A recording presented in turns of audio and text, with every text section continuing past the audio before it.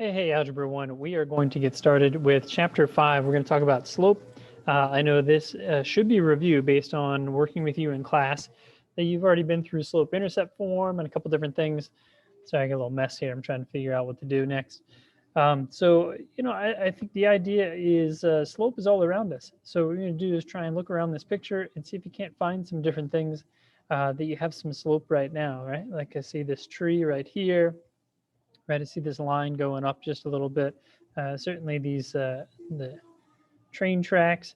As we look at the cable car, right, we're looking at 22% is pretty steep, right? As far as the cable cars, we can look at maybe this branch. It has this type of slope here, right? Hopefully the windows, right? They're parallel lines along with some perpendicular lines that go across there.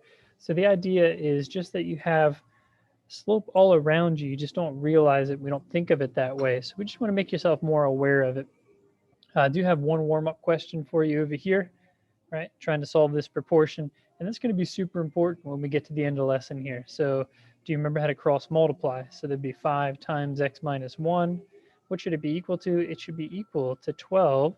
Okay, so in this case, we're going to distribute that 5 and then start to solve. So 5x, how do we get rid of this one? We're going to add 5, so it's 17, and divide it by 5, and I'm completely okay with that answer right there because we're going to talk about slope today. So I would like to know that it's rise 17 and run 5. That's not a big deal. We'll deal with that. Okay, I have a little candy question down here for students in my class. If you want to deal with that, you can try and work through those. It's making me hungry though. All right, so second picture has some slopes in it. We're like, what in the world is this? All right, so this is a failed levee, right? So notice there's no vegetation over here. So that means at some point there was water over there. At least that's what we're going to make the assumption based on the water in the middle here. So some civil engineers decided that this was going to be the correct slope and the correct amount of earth that was needed to keep this water back. But it seems like that the water has made its way through. And notice what it did is it pushed all this earth backwards, which seems weird. You would think that it's going to push everything forward and that's how it would fail, but that's not the case here. So if you're getting into some civil engineering, you want to deal with some of those things, then kudos to you. And this would be something we could look at. We're going to look at very, very basic, just slope of these different items, not the actual mass needed to keep that amount of water back. All right, so next one we have pictures again. Part of what I want to do with this lesson is to make you aware of all the slopes that we have around here, right? So we have this negative slope, right? It's going this way. Another negative slope. Can I find a positive one? I sure can. So this one's going up, so it's a positive slope. These are negative slopes, negative slope. So as you get into those, you can even try and define positive versus negative, and that makes that a little more fun, right? Because the idea is, if we could do this anyways, we might as well have some fun with it. So problem is it was such a beautiful picture to start with, and now I wrote all over it. But it was for a good cause. It was for some math here. I see another positive slope right here. A lot of these, as you look left to right, they seem negative. So I want to make sure I point out some positives as well. All right, so we said it a couple times now. So some things that you know about slope. You know that it is the rise over the run. Okay, so to highlight that, that means that's the y-axis, and then it's going to be the change in the x-axis. Okay, so as I look at this one, right, from the graph, I'm going to see that I rise 2 and I run 1. So that means this slope is plain old 2. So we use m for that. M equals 2. So if you have the picture, we're not going to do anything else with it. That makes it super easy. I'm going to count the rise, put that over top of counting the run. So that's what we're going to do in the first one here. So we're simply going to count. You see the formula now showed up. So hopefully this is something that you're familiar with. Okay, we're going to subtract the difference in the y's, subtract the difference in the x's, and then divide them. All right, so let's jump into these. So line A, which one's line A? Ooh, here it is. All right, so this point here, I don't care what the ordered pair is. I'm going to go 1, 2, 3, 4. So it's rise 4. And I'm going to come over 1, 2, 4 over 2. Well, that's just 2. So the slope of line A is 2. And that one's taken care of. Line B is next. All right, line B, you're up. How much did I rise? I went down 1. So negative 1. How much did I run? 1, 2, 3, 4, 5, 6, 7. All right, so negative 1/7 becomes the final answer. I know it looks like you crossed over there. I had a hard time with the lines. What can I say? All right, C, you're up, C. Okay, so C, we're going to go 1, 2, 3, down, 3, negative 3, 1, 2, 3, 4, negative 3/4. All right, and let's grab, I didn't use green yet, so here we go for D, way over here. So I might have to do this a little bit just to figure out where they go. I don't want to miscount somewhere. So we got 1, 2, 3, 4, 5, 6, 7, 8, 9, 10, 11. Down 11. 1, 2, 3, 4. Right, and we're dealing with slope. That's exactly where we're going to use it. When you do this in science class, they're going to change them all to decimals anyway. But for math class, we're going to keep it this way, and we're going to get super duper good with fractions as we run through all this. So this is just rise over run. Right, so that's the first part of what we're doing. The great thing about slope is we don't really care where we start from, but what I'm looking for as I take a look around this graph here is I'm looking for where the edge of this slope, right? Because we definitely have some sort of slope going on here. So I'm looking for an edge that works out very nicely and then another nice edge. So maybe to this one, right? So I want that point of these horizontal lines here, right? If we were to turn it a little bit, these parallel lines, I want that to be exactly on those crosshairs. So I'm going to go 1, 2, 3, 4. So if I go up 4, I'm going to go over 1, 2. Okay, so that means it doesn't matter if this is feet, if it's meters, if it's yards. It's really hard to tell in this picture if it's consistent in any way.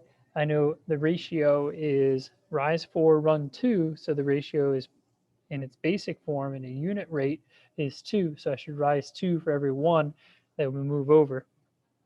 That way the whole thing doesn't collapse because this guy's in a bad spot if it's going to collapse, right? Yeah, so it's a little retention wall. All right, now we're going to get into it with the actual ordered pairs. So we're going to start with our y values. They go on top. Okay, so remember these are my y values. All right, now, regardless of what you've been taught, we just have to be consistent on how we plug these guys in here. So what we're going to deal with is I can start with 1, because a lot of us are very traditional. That's the second y, so y sub 2 minus negative 2, right, because that's the other y value. Now, if I start with 1, I have to start with 4. So I'll go with 4 minus, and this one goes back to negative 1. Now, these have a bunch of double negatives, and that's not cool. So this is actually 1 plus 2, and this is 4 plus 1. So it becomes 3 over 5. I say, wait a minute, Mr. Troll, but I had the other one as the first one. What? So you said negative 2, right? Negative 2 minus 1, and that means you had to start with negative 1 minus 4. Okay, so you got negative 3 over negative 5, which turns out to be what? Oh, 3/5. All right, so this is going to work either way, but I'm going to be, you know, on your case a little bit that you have to make sure that if I start with 1, I start with 4. If I start with negative 2, then the x's start with negative 1. Okay, so hopefully you've had enough practice. Otherwise, that's the thing we're looking for. And I only need one of these. Okay, so please don't feel like that's confusing because you just did them both ways. I just want to show you that as long as you're consistent with what you're starting with. Okay, so how do I check that as a teacher? All right, first thing I look for is 1, 4. So do I have 4, negative 4, 1 as an ordered pair? Yes. Do I have negative 1, negative 2 as an ordered pair? Yes. That means I can tell very, very quickly that you're being consistent about the numbers you're using. All right, so we're going to pick one way and stick to it. And we'll jump into it here. So line A, yes, these look very familiar, right? So the other point on line A is negative 1, 1. So now I want to solve for the slope, and we think it should be 2 because that's what we got way up above if you scroll up, if you're one of my students. Okay, so that means I'm going to go with 1 minus 5. So I start with negative 1 minus 1. So I get negative 4 over negative 2, which is 2, which is the slope that we had up above, or I can just go right here, up 4 over 2, then it counts. Okay, so negative divided by negative becomes positive. Line B, we got 3, 3, and the other one is 10, 2. 10, 2. Okay, so I'm going to start with 2 minus 3. If I start with 2, I have to start with 10 minus 3. So I get negative 1 over 7, negative 1/7. That rings a bell that we had used that one before. Okay, for consistency, right, I'm going to take 2 and negative 5. Okay, so I'm going to start with negative 8 minus negative 5. So that's going to become plus. And if I start with negative 8, I have to start with 6 minus 2. So when it's over 4, that's the easy one. Remember, this is going to turn into plus 5. So I get negative 3/4. Was that right? Do you remember that one from above? Okay, if not, you can scroll up. All right, negative 4, negative 4. So that's my other ordered pair, in case you're wondering, where's he getting these numbers from? All right, and this one was kind of a big one, right? So let's go with negative 4 minus 7, negative 4 minus negative 8. So let's see what happens here. I get negative 11. This one becomes double negative, so I turn that into a big plus sign. You remember doing that in middle school? So it's over 4, negative 11 over 4, and I do recall that one very specifically.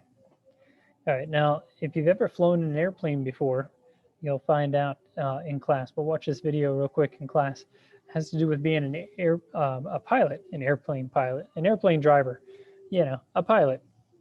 And it has to do with as you come down the runway, as you're approaching it, there's a set of lights, and we'll get into those. And these lights aren't just like a street light where it's green to go and red to stop and yellow to be cautious. Maybe make it, maybe not. Don't risk anybody else. All right. What they have to do is, so this is kind of the front view, but these lights are actually angled in certain ways so that the pilot can see them. If they see certain lights and certain combinations, it tells them whether they're coming in too high or too low to try and land the airplane. And I think that's pretty cool. All right. So since you've been through slope, I know that I want to challenge you a little bit.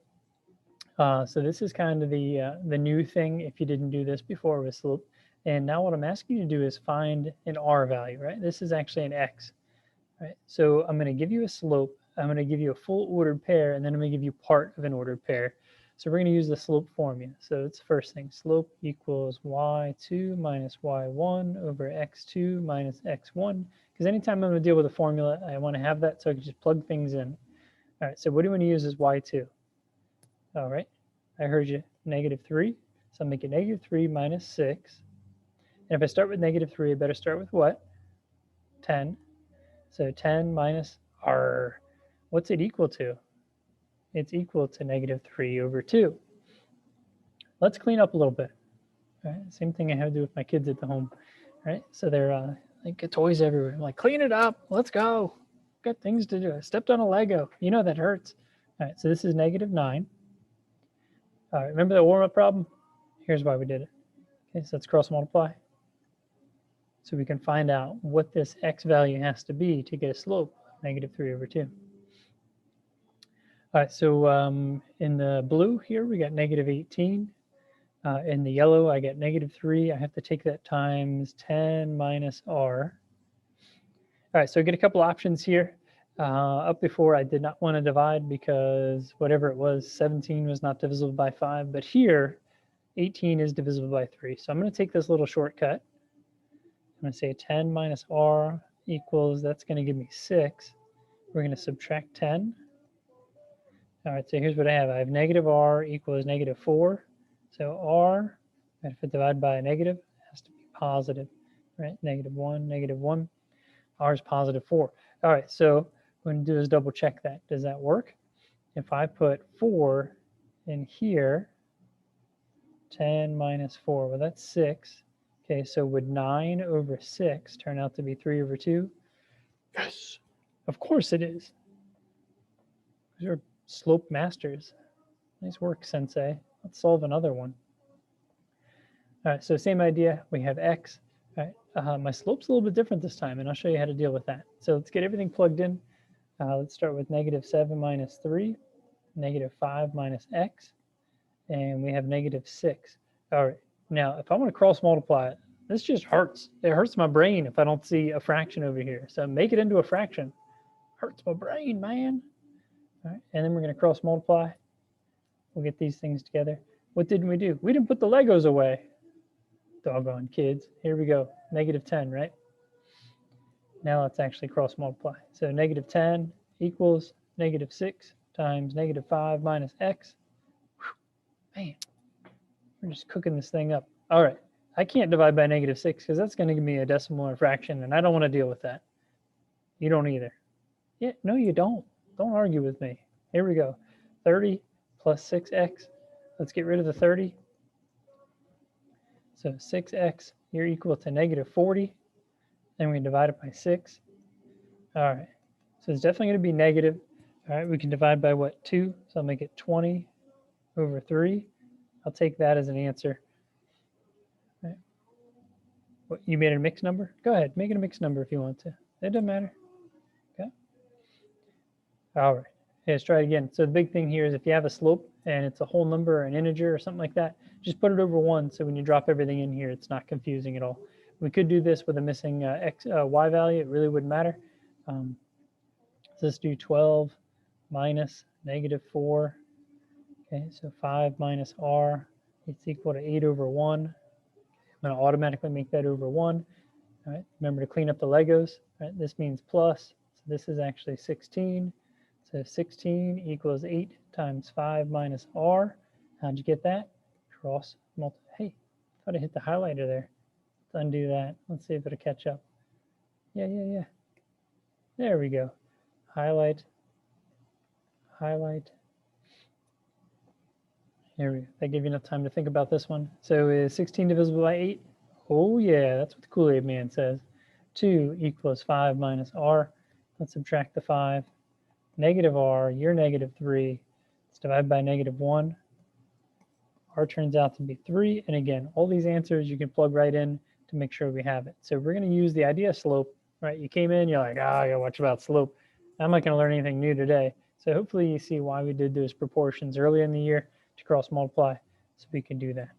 All right, so we got a little homework we can try out now. In particular, 11 and 12. Okay, I don't think we need all of these up top, but I do want to see 11 and 12 as we take a look at those. And let's see, 5, 9, and 10. No. All right, so 5, 7, 9, 11, 12. So let's add those on. All right, if you're in my class, if you want a really catchy song here as a slope song, and a couple of the videos attached on here if you want to take a look at them. They're pretty fun. I don't think you can watch the video that's saved locally. There's another YouTube video about making the steps super fun because, you know, the steps are healthy for you.